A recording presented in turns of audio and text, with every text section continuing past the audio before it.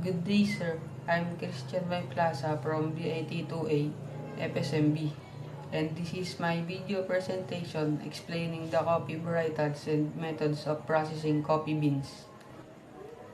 First, Robusta. Robusta exists in many different forms and varieties in the world. The crossbreed strains of this variety of coffee are often hard to identify. But two main types are generally recognized: erecta or upright forms and nganda or spreading forms. Robusta coffee is coffee made from the beans of the coffee Canephora plant, the origins of which are in Africa. Robusta coffee is notoriously bitter and is used primarily in instant coffee, espresso, and as a filler in certain blends of ground coffee. Packs of Robusta. Robusta coffee grows at low altitudes ranging from sea level to 600 meters. Excelsa.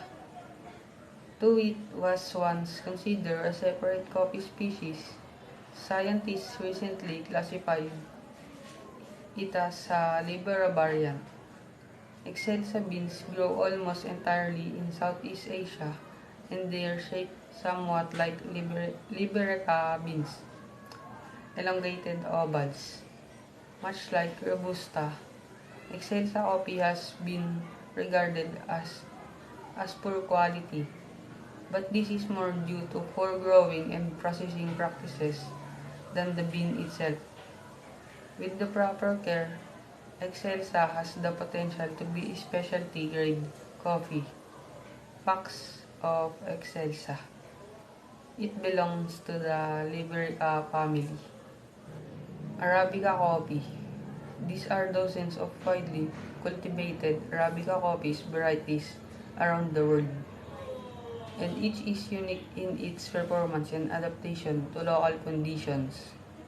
This catalog brings urgently needed information to coffee farmers to help them decide which coffee is the best for their situation. Arabica coffee began spreading around the world in the mid 1700. Historically, most coffees were descendant from Typica and Bourbon.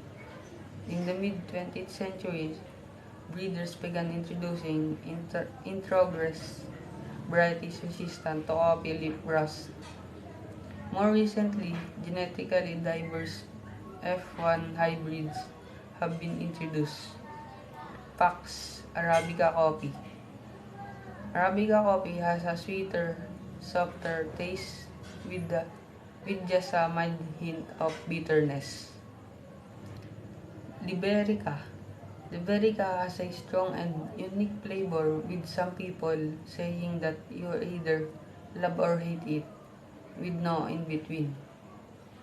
Those who love the taste of Liberica coffee appreciate the smoky and chocolatey taste of the coffee, particularly because the taste is accompanied by floral and spicy undertones. Liberica beans are typically dark roasted and ground finely. If you want to enjoy it in the Filipino way, you will take it black or with a little bit of muscovado sugar. In the Philippines, a cup of Barako coffee is considered to be a breakfast staple. Facts.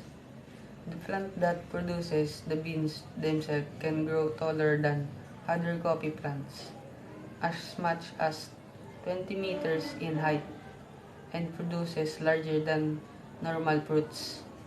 Methods of processing coffee beans. First, dry processing. This is known as the natural process or unwashed processing.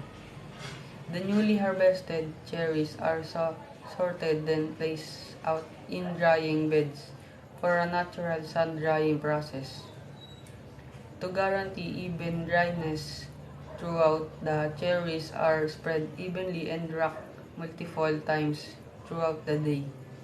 This process is very tedious as it can take up to 4 weeks or more to ensure any excess moisture is completely gone.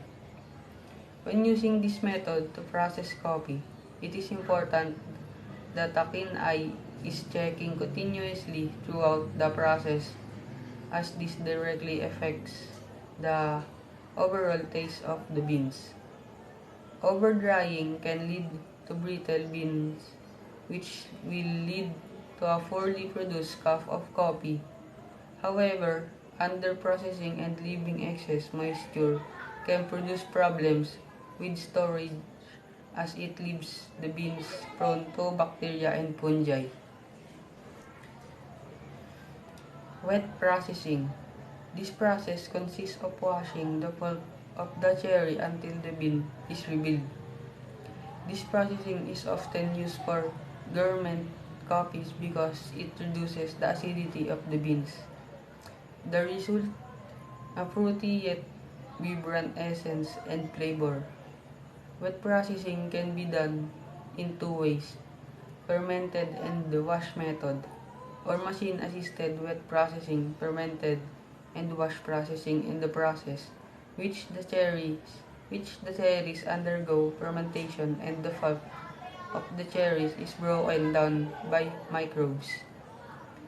The cellulose of the pulp is broken down during fermentation as well, which release the coffee beans. Finally, the beans undergo a final washing stage that completely separates the pulp of the cherry and the bean. Machine-assisted wet processing is much simpler as the beans are placed in a wet washer. During that time, the beans are constantly scrubbed until the bean is released from the pulp